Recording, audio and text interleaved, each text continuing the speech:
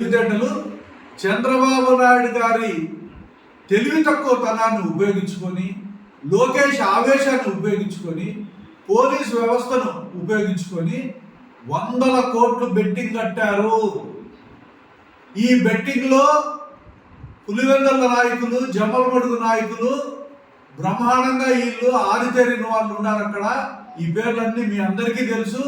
ఎవరైతే ఆ ఎన్నికల్లో దౌర్జన్యంగా వ్యవహరించాలనుకున్నారో, జనాన్ని అక్కడికి పంపించినారో, జనాన్ని అక్కడికి రాత్రి తరలించి దొంగ ఓట్లు వేసేదానికి కార్యక్రమాలు చేపట్టారో, ఈ నాయకులు అక్కడ బెట్టింగ్ కోసం వందల కోట్ల రూపాయలు పెట్టుబడి పెట్టడం జరిగింది.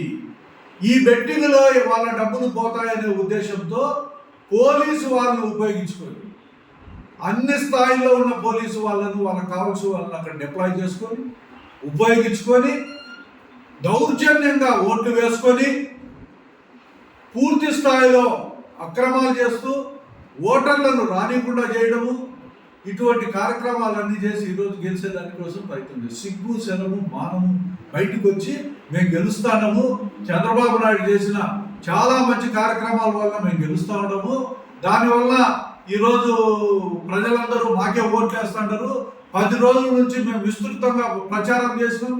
ఏంటి సిగ్గుమాలిన మాటలు?